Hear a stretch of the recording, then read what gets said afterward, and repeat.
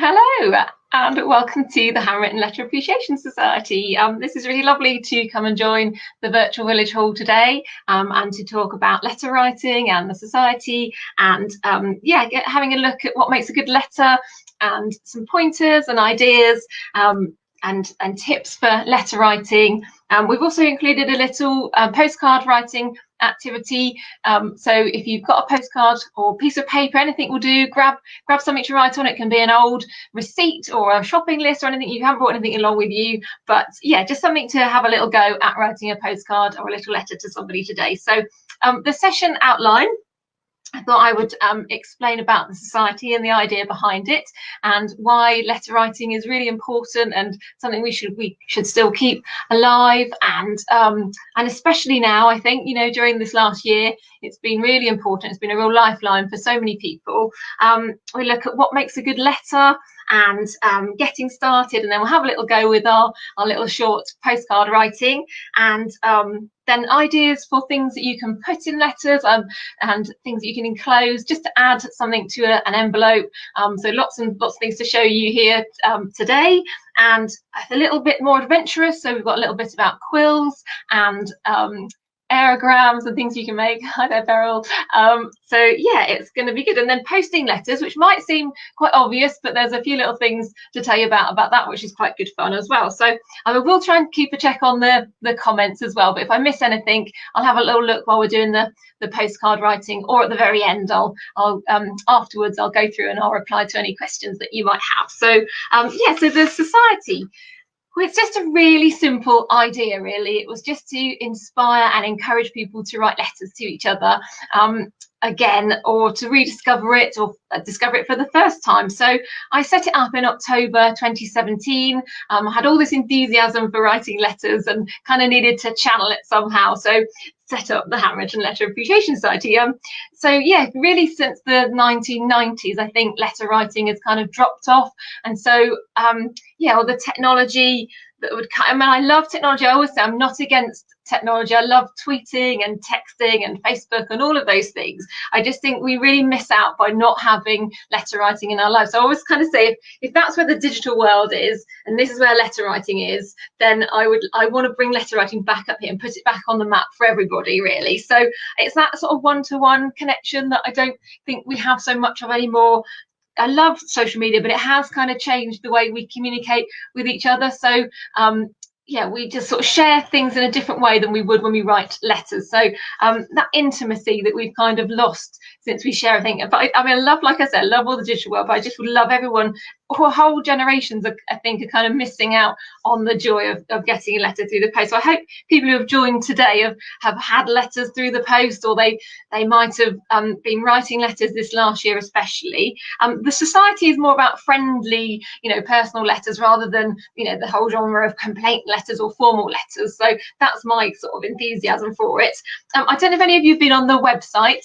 So if you haven't, I've just thought I'd read out the aims of the society just to give you an idea. So obviously, to inspire people to write handwritten letters to each other, to unite letter writers in a bid to boldly cling on to the dying art of writing letters, to put the fun and meaning back into writing letters, to value the beauty of an individual's handwriting, to encourage anyone and everyone to put pen to paper and send a letter to someone special, and to gather together everything to do with handwritten letters in one place. So if you've gone on the website, you might have looked through some of the Be Inspired, and so there's poetry and films and books and articles. So it was just about getting all that together and seeing what was out there. And actually, when I started this, I actually found that there was a lot of letter writing going on out there. So it was really encouraging. So I would say we're not a pen pal club.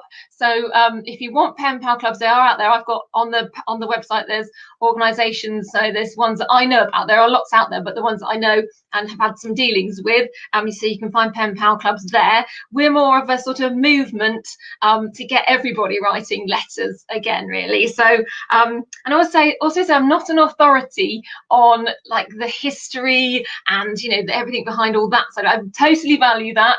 I think letter writing, it's a primary source material, isn't it? And if we don't write letters, it will be a very skewed kind of part of history, the ones who did. I love to show you this book. So if people do want to find out the sort of background of it, this is really a comprehensive book. To the Letter by Simon Garfield. It's a very comprehensive book, but if you want to find out the history of letter writing, that's the one I would guide you to. There are lots of other ones as well, but that's one I found is really good.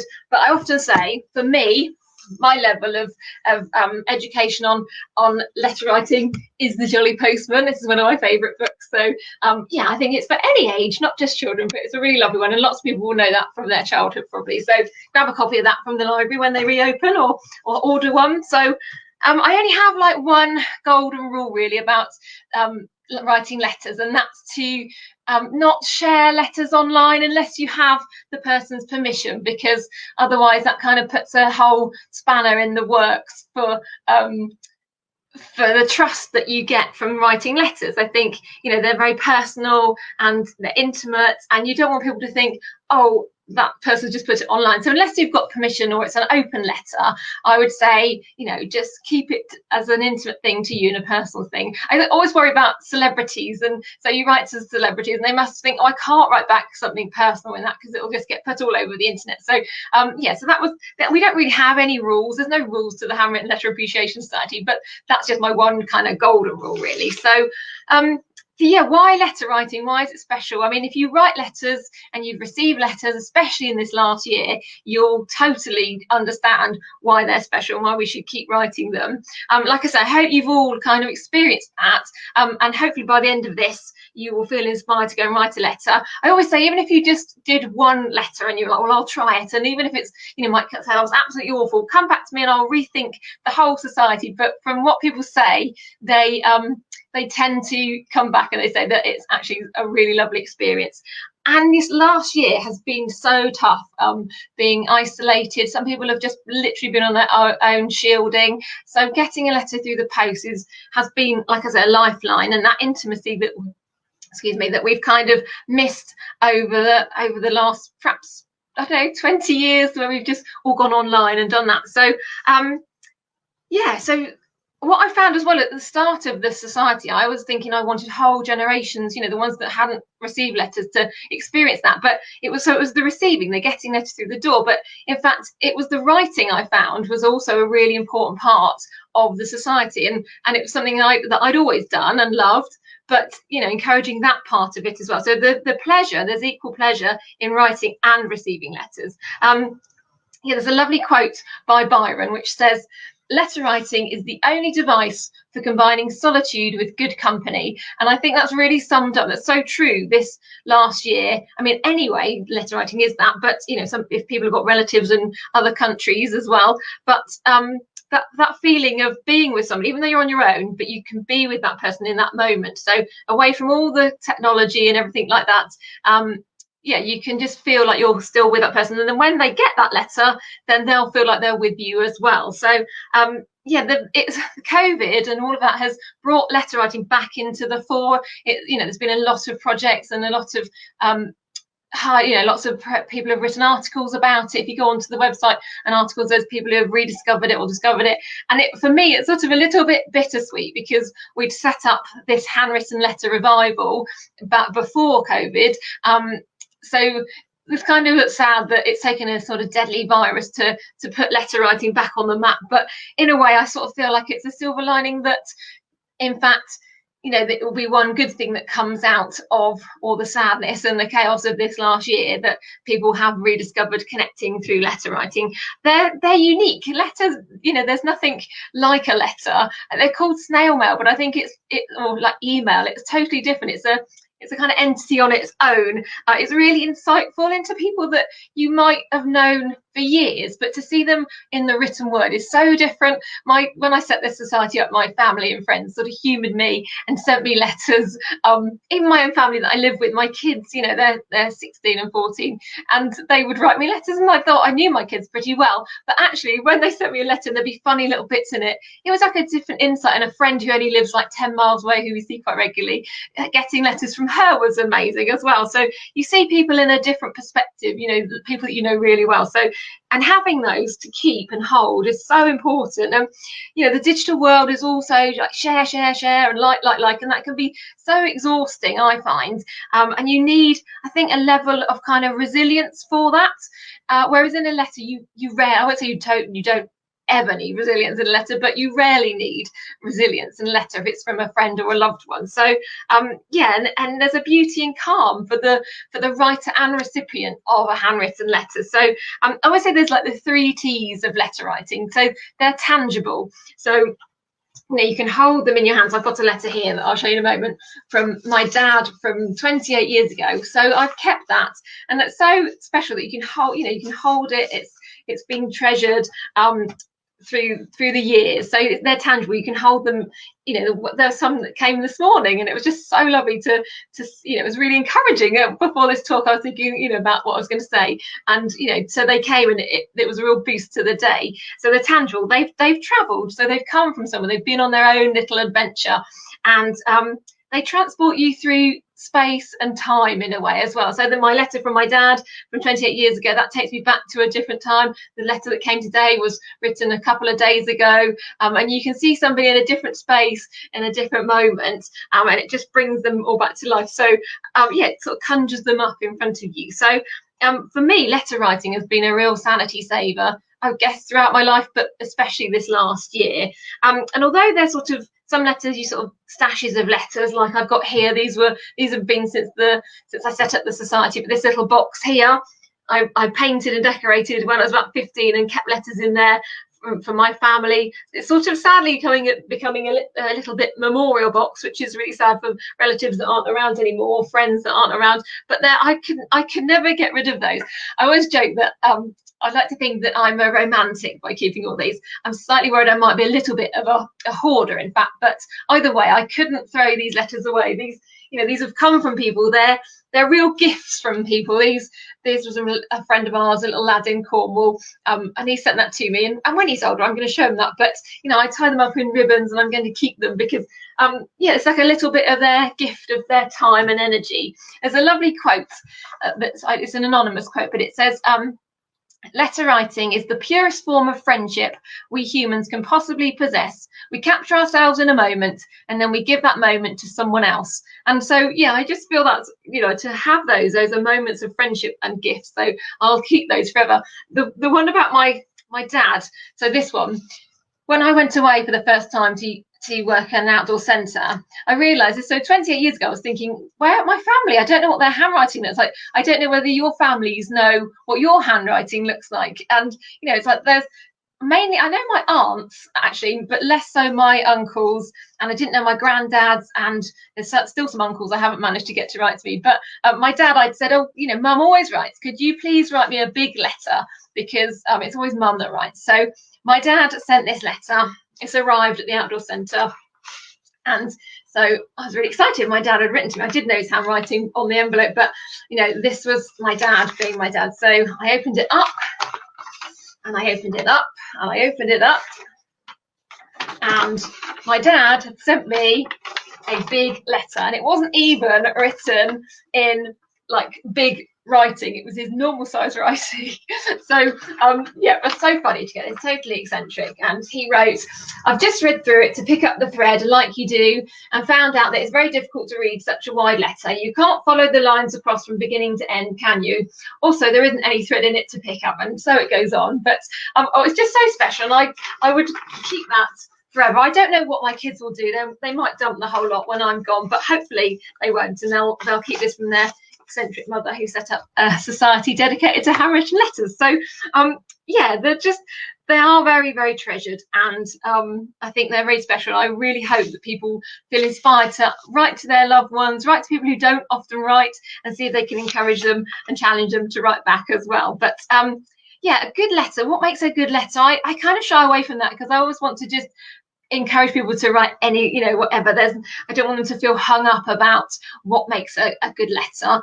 I always say I'm not the letter police. So often people say, oh, but can I write a little bit in a card? Would that work? And I say, oh, you don't need to ask me that. You don't need anybody's approval for your letters. You can, you write what you like. It's up to you. I mean, the only thing I would say is to make it personal and from you, rather than like the Christmas round robins where it's just all sent out to everybody. I would say, do it to that one person. Think about that one person. I say you don't need the poshest paper or the fanciest pens or the beautiful is handwriting. I mean, all those things are fantastic. Spelling, you know, if you're writing to somebody who knows you, then seeing their, you know, they won't mind if your spelling's not brilliant. They might go, oh, what's that word? That must mean something else. They're not going to go, oh my goodness, what have they written? So all those things are lovely. To have the fancy, you know, if I have a lovely writing set, I'm far more inclined to use that to write to people. But you don't need all that. Like I said, you can write on a scrappy bit of paper. It's the words from you that are important. It's the fact that we are, you know, that is flawed. We are flawed, and that's the charm of them. I think that's what your recipients will see when they get your letters. And yes, obviously there are formal letters where you put your address in the top right hand corner and the date and all of those. And if you want to reply, then having an address on there is going to be crucial if you want the person to write back. But equally, I always say with letter writing that you shouldn't have like an expectation for people to write back. You have to just write and think, well, they might write back, and I hope that I've encouraged them or inspired them to do that. Because otherwise it kind of becomes like an obligation or like a burden, and that totally takes the fun out of it. So yeah, don't expect a reply. And if you definitely want a reply, then obviously sign up to a pen pal club, and then people are committed to doing that, and you will get replies from people. But otherwise, if you're just writing to your loved ones, it's really the joy is in the writing and sending it and hoping that something comes back. Yeah, be real and heartfelt. These are one to people that you know, even to people that are strangers. You can be like that, but obviously you just need to decide. You know, you don't perhaps want to overshare or give too much information. But I think putting the highs in and the lows are the things that make them, you know, like a real letter, makes it more, you know, genuine. And so showing curiosity and vulnerability a little bit. Like I said, depends who you're writing to.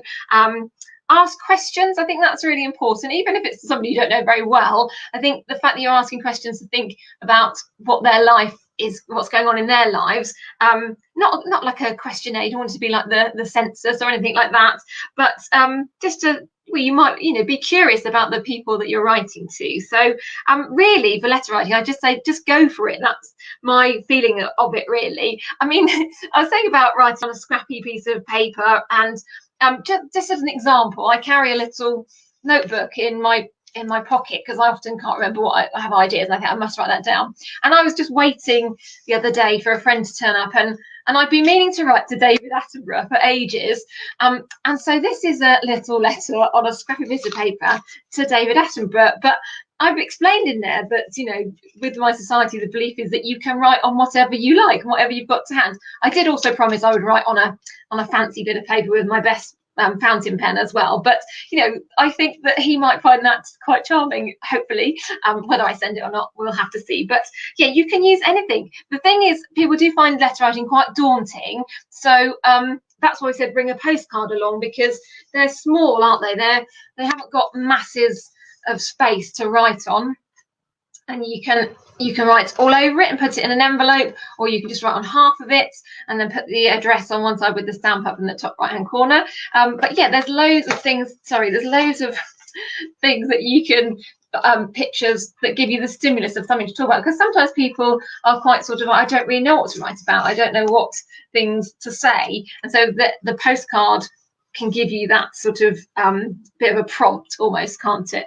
So yeah, I was thinking we could do our little letter writing. I was going to just put a timer on for about 3 minutes, and we could sit and write our little postcards together. I thought I might check the comments while you're doing that. So shall we have a go? So I'm going to, well, it's kind of funny doing this because you sort of think, well, we're on a live stream and we're going to sit for 3 minutes and not say anything, but there's a really lovely collective calm actually about doing this. So I will set the timer. If you've got your pens and your postcards at the ready, again, like I say, this is just a little taster to have a bit of fun.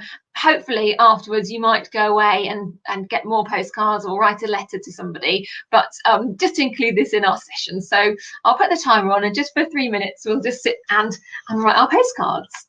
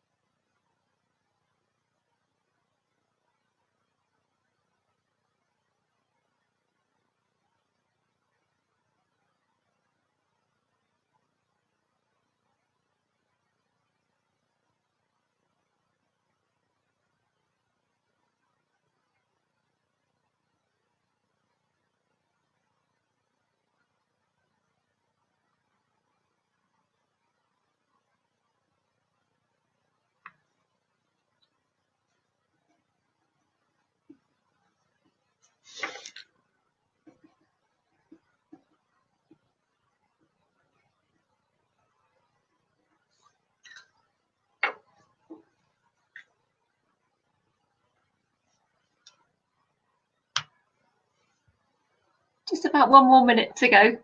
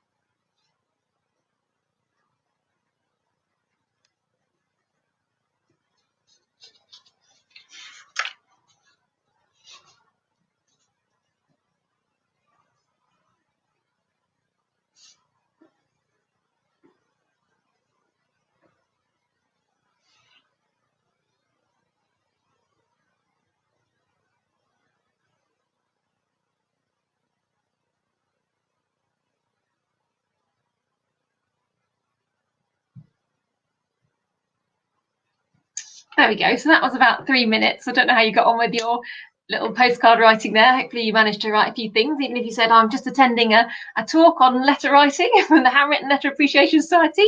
I just had a quick look through the comments. And so, yeah, if you know of any other pen pal clubs and contact details, then let me know and I can add those to the organisations on the website. Yeah, I always get them from recommendations. I mean, I would love to join up with some of these pen pal groups, but I have so many letters to write back to anyway. I feel I can't take, I wouldn't want to take the commitment of writing to more and not being able to. So yeah, but if you know any pen pal clubs that you've had experience of, then let me know. Email me afterwards, or put the links in the comments and I can add them. Yeah, relatives and letters that, yeah, somebody had said that they wish they'd got a letter from their parents from years ago, and that's my thoughts as well, really, that seeing their handwriting kind of conjures them back up. So hopefully somewhere in the archives there might be a letter. Maybe they wrote to somebody else and you could find whether they wrote to somebody as a friend before. They might have a letter from them somewhere. You could do a little bit of research that way. Somebody was saying they'd written to their friend who's a nurse and they really missed hugging them. And yeah, letters are like hugs in envelopes. I do think that, you get them and they just make you feel, I have this word called letter drunk. So when you get lots of lovely letters through, it kind of makes you feel in this sort of little giddy haze, but without the ill after effects. So yeah, so they are real of that. And then somebody was asking about content for postcards. I would be a bit random sometimes. Just, it doesn't, you're saying about like, wish you were here, the weather's nice, or whatever, things like that. But just your thoughts and feelings on things, or something you might have noticed out the window, or it doesn't have to be a sort of set pattern. Just go anywhere with it. That's what I'd say. And somebody was saying about the cost of stamps. I was going to mention that in a moment about how to sort of do letter writing on a shoestring, really, because yeah, the cost of stamps have gone up significantly. I personally send most things, letters to friends second class now, because that's 66p and it doesn't seem to get it's not much longer than the first class unless it's something really important I wanted to send. But yeah, I hope that sort of answered those questions for you. Yeah, there's other pen pal groups out there as well, but let me know if you've got any links to them.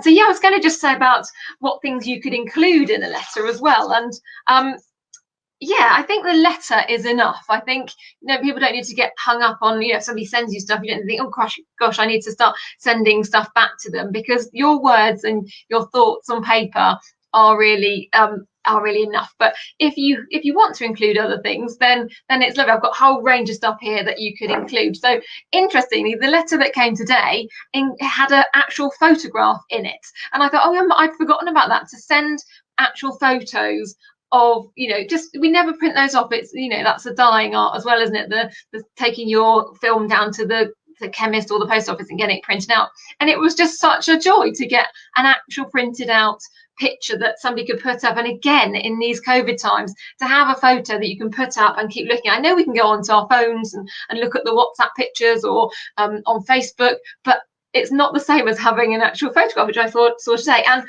so yeah, photos of your little ones. They can be random shots. I quite like that, because now we're so hung up about having really beautiful, you know, Instagram quality photos, but the ones that are just little snapshots, and this was made into a little card, in fact, so just stuck on a piece of paper and made your own notelet out of it.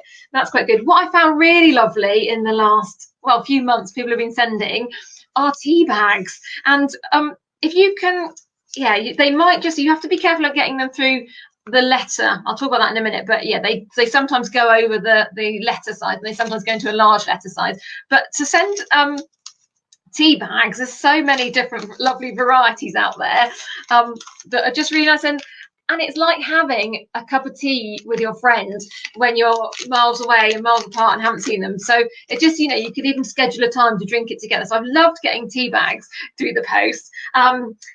Packets of seeds, again, obviously you just need to check on the size when you either get yourself a measurer or take them down the post office. But packets of seeds, some of these have come from further afield, but yeah, this time of year people are thinking about planting seeds, so that was a real joy to get those. I mean, obviously the loveliest thing, I mean, I've tried to, these aren't the flat ones, we've eaten all the flat ones, but you know, you get flat curly whirlies, and the little Milky bars are very flat, but other chocolate brands are available. But you know, you put chocolate, and that's always been really lovely to get those this last year.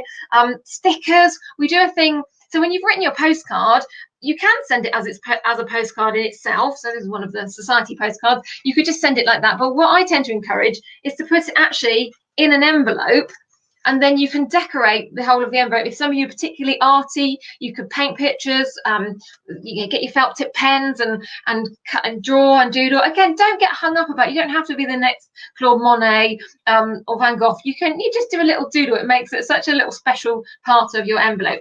I try to use up all the stickers. We have all these leftover stickers from when the kids were little. So we started a thing called Sticker Friday, which was basically to splatter envelopes with all the stickers that were left over. Unfortunately, it just means we've ended up buying more because there's so many lovely stickers out there. So that's quite fun to get one of those through the post, somebody just to brighten up their day as they pick up the envelope off the doormat. But sending little stickers for people to use as well. There's loads online, loads of places you can get them. Just really nice little positive stickers, you know, that you can stick on something they've got at their end.